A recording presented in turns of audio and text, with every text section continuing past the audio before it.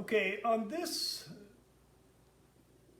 video, we're going to have a couple examples I'm going to go through and work.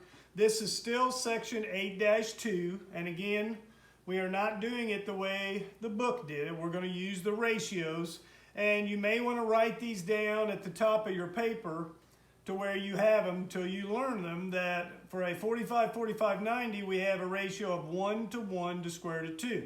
And that one is a leg, this is a leg, and this goes with the hypotenuse. So every 45-45-90 has these three ratios.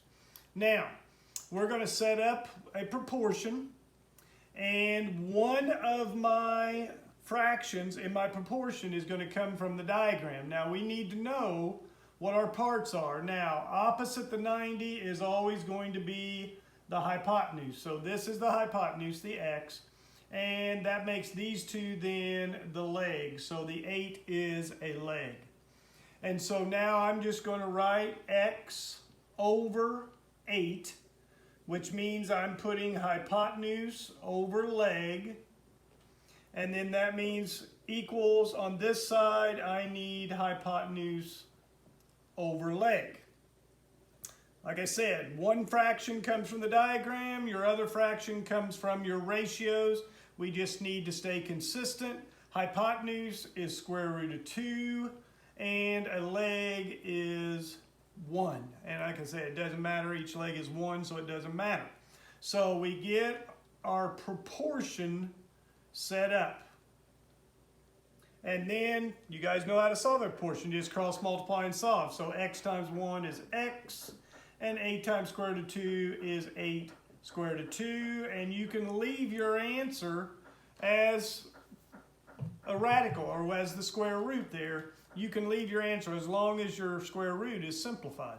And so set up your proportion, cross multiply and solve, and we found x.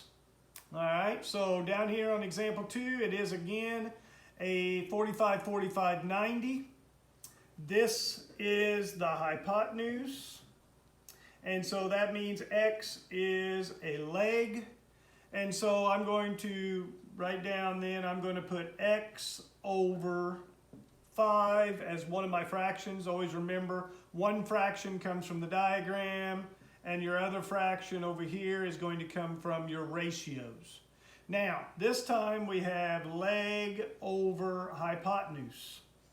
And again, it doesn't matter if you'd put 5 over x, then you'd had hypotenuse over leg. So I went x over 5, so leg over hypotenuse. So that means over here I have to go leg over hypotenuse. And so I go up here to my ratios. The leg would be 1, and the hypotenuse is square root of 2. And so now I have my proportion. And I can just cross multiply and solve. X times square root of 2 would be x square root of 2. 5 times 1 would be 5. Now we still need to solve for x. We need to get rid of the square root of 2. So since this is multiplication, we're going to divide by the square root of 2. And that will get rid of these, and we get x equals 5 over the square root of 2. Now, we cannot leave our answer like that. You cannot leave a square root in the denominator. And so that means we need to rationalize the denominator. That means we got to get that square root out of the denominator. And in order to do that, whatever your square root is, you're going to multiply that to the top and the bottom. So I'm going to take the square root of 2, which is what I have in the denominator. I'm going to multiply that to the top and the bottom. And so then that will get rid of my square root off of the bottom. So whatever it is, if it was square root of 2, then you multiply that by square root of 2. If it had been square root of 3, then we'd have multiplied to the top and bottom by square root of 3. And so this is called rationalizing the denominator. 5 times square root of 2 would be 5. I put my square root there. This would be 5 square root of 2 on top. And when you take square root of 2 times square root of 2, you get square root of 4. and square root of 4 is a perfect square of 2. And so now, so anytime you take a square root times itself, you get the number that's on the inside. And so this would be my answer then for x. So just remember, you cannot leave a square root in the denominator. You have to rationalize the denominator. Whatever the square root is, you take it times the top and the bottom, and that will get rid of your square root off the bottom. Now, if 2 would have divided into 5 evenly, we could have went ahead and divided that. But it does not, so you just leave it as a fraction like that, 5 squared root of 2 over 2.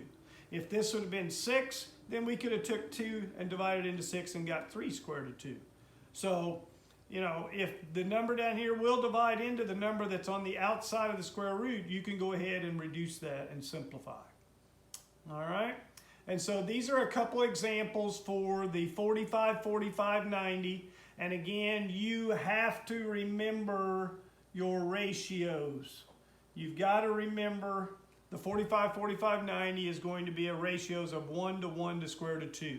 And again, you might want to put that at the top of your paper to help you remember it. And then one of your fractions comes from the diagram and the other one comes from your ratios.